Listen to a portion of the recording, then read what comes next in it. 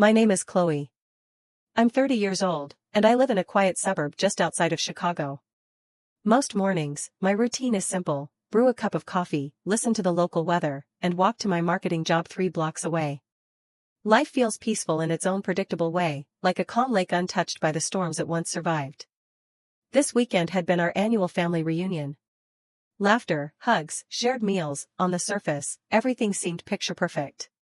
I even stayed late, helping my mom clear dishes while my sister Megan showed off her new family photos. It almost felt real. Almost.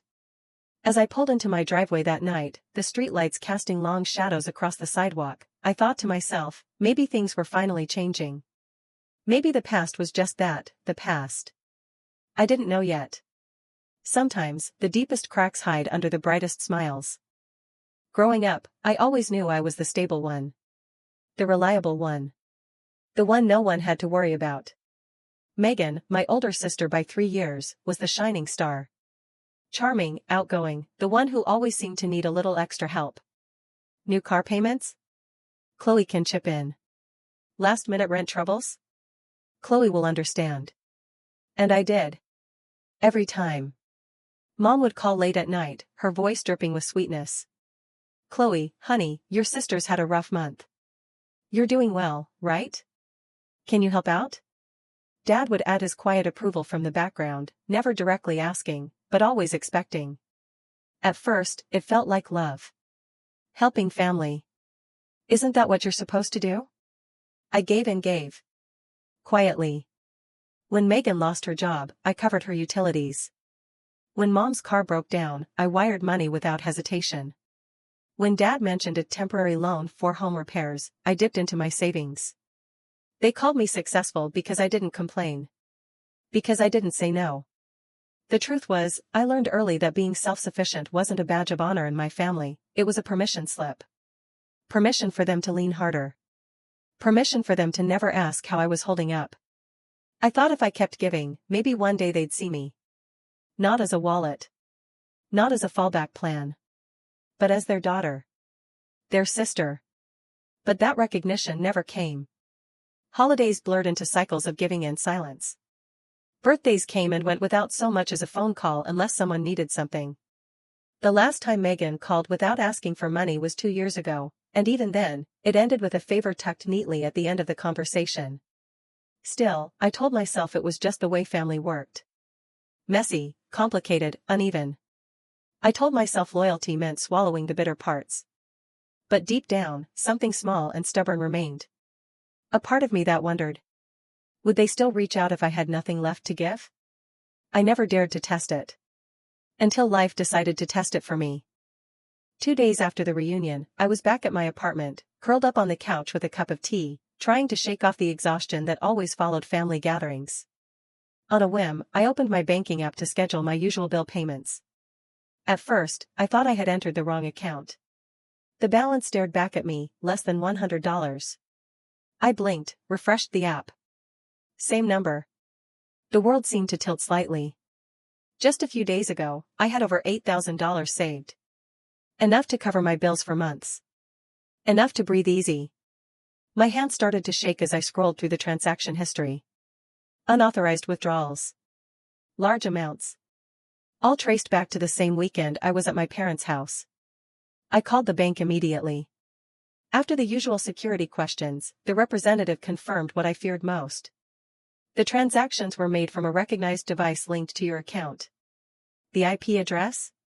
Mom's house. I sat frozen, the phone slipping slightly in my hand. It wasn't a hacker. It wasn't a stranger. It was someone under the same roof. Someone I had just hugged goodbye. Without thinking, I grabbed my keys and drove back across town. Each red light on the drive felt like a lifetime. The rain had started again, drumming against the windshield, but the real storm was brewing inside me. When I walked into my parents' house, nothing had changed. The same faded couch. The same worn-out carpet. The same smell of lemon cleaner and old hopes. Megan was lounging on the sofa, flipping through a magazine. Tyler was in the kitchen, pouring a soda like he didn't have a care in the world. "You're back early," Megan said casually, not even looking up. Her voice was too light, too unconcerned. I set my purse down slowly. I just checked my account, I said, trying to keep my voice steady. Tyler smirked. Oh, that, he said, like we were discussing the weather. We needed it more than you did. It hit me harder than any punch could have. Megan laughed softly, tossing her hair over her shoulder. Don't be so dramatic, Chloe. You live alone. No kids. You make good money. What's the big deal? I turned to my mother, who was sitting quietly by the window knitting, as if none of this concerned her. Mom? I asked, voice cracking. She didn't even pause. You're so sensitive, Chloe, she said gently.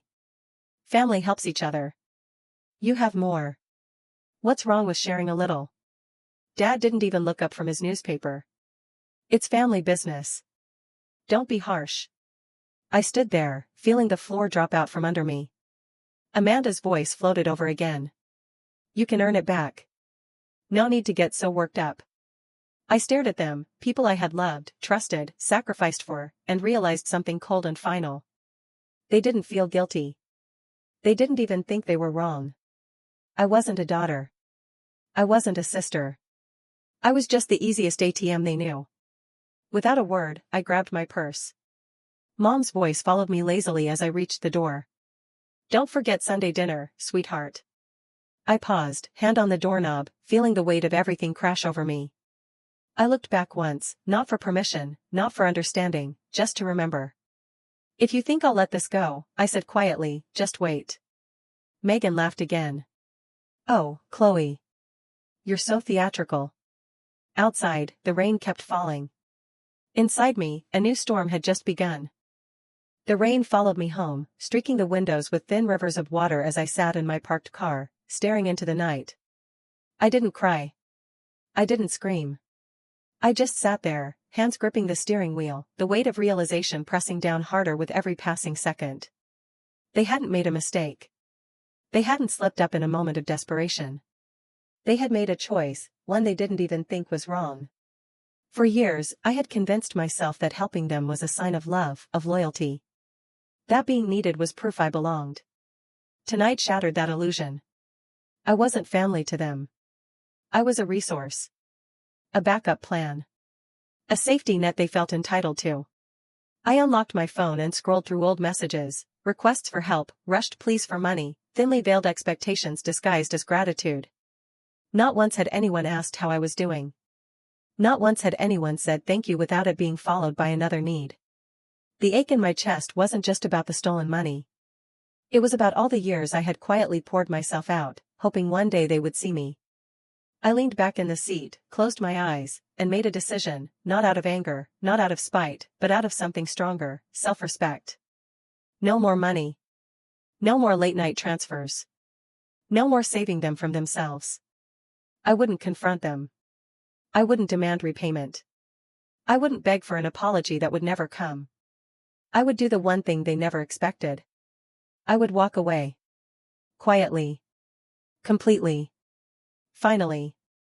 Over the next few days, I took small, deliberate steps. I canceled the automatic transfers I had set up for Mom's utilities. I closed the joint account Dad had opened in my name years ago just in case. I quietly updated my passwords, security questions, and banking information. I pulled back from the group chats, letting the endless stream of family noise fade into silence.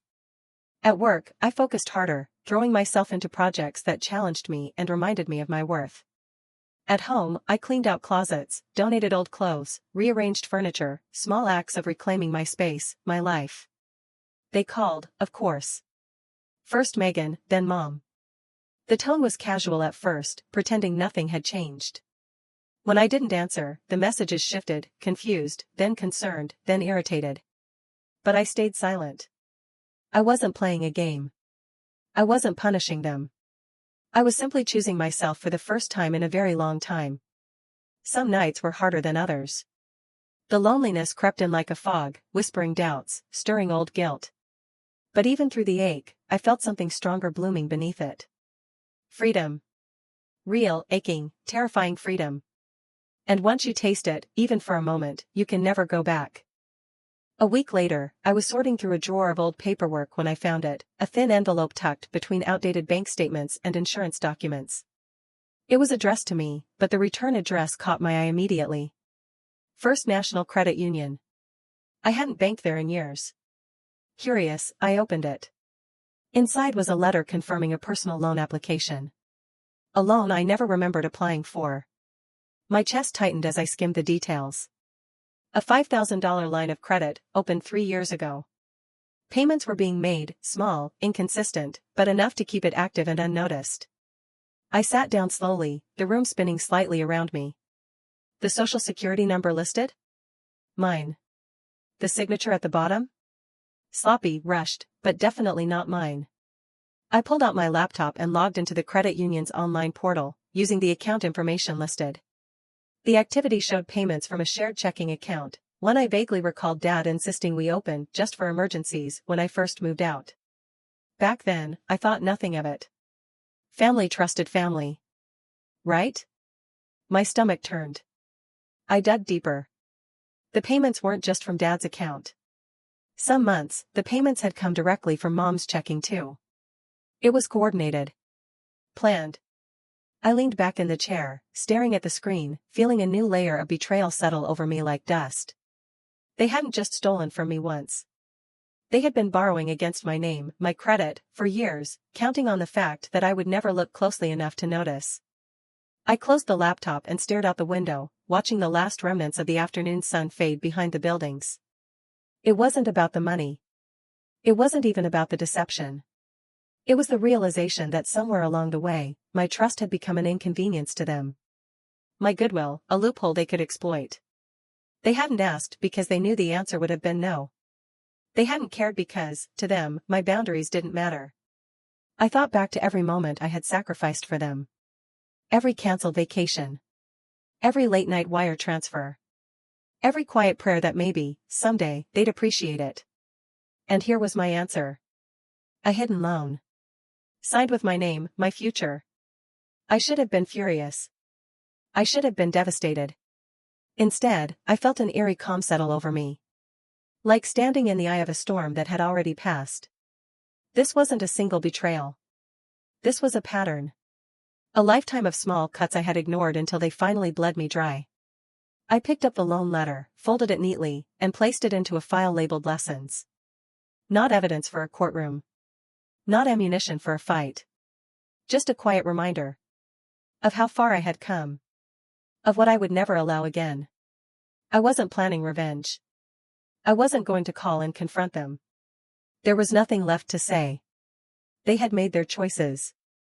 And now, finally, I was making mine. For the first time, I understood that walking away wasn't weakness. It was the purest form of strength. It started small. A missed call from Megan. Then another. Then a string of voicemails, each one sounding more urgent than the last. I didn't answer. A few days later, Mom texted. "Can you call me? It's important." I stared at the message for a long time before setting my phone face down on the table. The Chloe from before, the girl desperate to be needed, would have called back immediately, ready to fix whatever had broken. But that Chloe didn't live here anymore. The silence grew louder. Then the cracks began to show. One evening, while making tea, I overheard a neighbor mention that foreclosure notices had gone up at an address 2 streets over.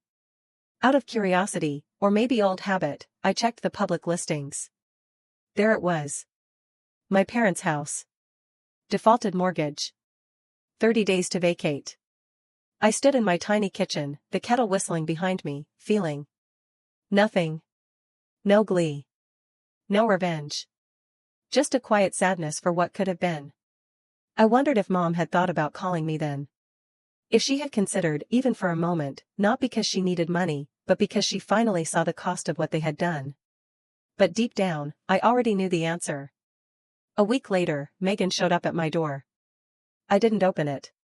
She knocked for 10 minutes straight, alternating between anger and pleading. Finally, she slipped a note under the door. "I know you're mad, but we're family. Please. Haley needs a place to stay." Haley. Her daughter. The one they had always said I should help raise because you're so responsible, Chloe. I sat on the floor against the door, reading the note over and over. The weight of it all pressed down on me, not just the immediate need, but the years of expectation buried beneath it. They still didn't understand. This wasn't about a place to stay.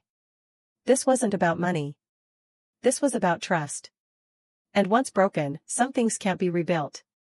I tucked the note into my journal, alongside the loan papers, the forgotten birthday cards, the endless IOUs that were never meant to be repaid. Another week passed. Then came the final blow. A letter from Dad, scribbled in shaky handwriting. The bank's frozen our accounts. We might lose everything. We never thought it would get this far. Not once did he apologize. Not once did he say, "I'm sorry we hurt you." It was always about what they were losing. Never about what they had taken. I folded the letter neatly and placed it with the others. Another artifact from a life I was finally stepping away from. I wasn't rejoicing in their downfall. I wasn't celebrating their pain. I was simply free. Free from being the safety net. Free from carrying burdens that were never mine to hold. Free from chasing a love that had always been conditional. The collapse wasn't my revenge. It was their consequence. And for the first time in my life, I realized I didn't have to explain, defend, or justify choosing myself. I simply had to keep walking forward. Quietly. Steadily. Without looking back. A few weeks later, while cleaning out my filing cabinet, I stumbled across an old envelope tucked between stacks of unrelated paperwork. It was thin, yellowed with age, and had my grandmother's delicate handwriting across the front. For Chloe. My heart twisted as I opened it carefully. Inside was a photocopy of her original will, dated nearly a decade ago. I scanned the lines, my eyes catching on a simple paragraph. To my granddaughter Chloe, I leave the family lake house and its contents, in gratitude for her steadfast kindness and loyalty. The lake house.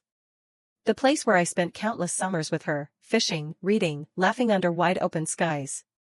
I hadn't thought about it in years. But confusion gnawed at me. The lake house had been sold long ago. Megan had mentioned it offhand once, saying it was too much upkeep. A sinking feeling grew in my stomach. I picked up the phone and, for the first time in weeks, made a call. The county clerk's office confirmed what I feared. 2 years after Grandma passed, the property had been transferred, sold under Mom and Dad's authority. No mention of me. No notice. No choice. It had been mine. And they had erased me from it, just like they had erased any boundaries I ever tried to set. I sat back, holding the fragile copy of the will in my hands, feeling a strange mix of emotions. Grief, yes. Anger, maybe. But mostly, a cold clarity. They hadn't just used me financially. They had taken what was meant for me, the tangible, irreplaceable pieces of my past, and discarded them without thought. Because in their minds, my needs had never truly mattered. I placed the will carefully into my journal, alongside the other quiet betrayals. It didn't change anything. I wasn't going to fight them in court. I wasn't going to demand restitution. Some things, once broken, aren't meant to be repaired. And some legacies aren't left in houses or bank accounts. They're left in the lessons we carry forward. My grandmother's love wasn't tied to property. It lived in the way she taught me to fish patiently, to laugh without apology, to value my own heart even when others didn't. And now, finally, I was living the legacy she had hoped I would. Free. Unshakable. Enough. Today, my life is quieter. No desperate calls. No endless requests wrapped in guilt. I wake up in my own small space, brew my coffee, and watch the morning sun spill through the windows. There are days when the loneliness whispers back, but even then, I don't regret choosing myself. I didn't lose my family. I found my freedom. And sometimes, the most radical act of love isn't holding on. It's letting go. If you've ever had to walk away from people you once called family, know this. Your peace is worth protecting. You are worth protecting. Always.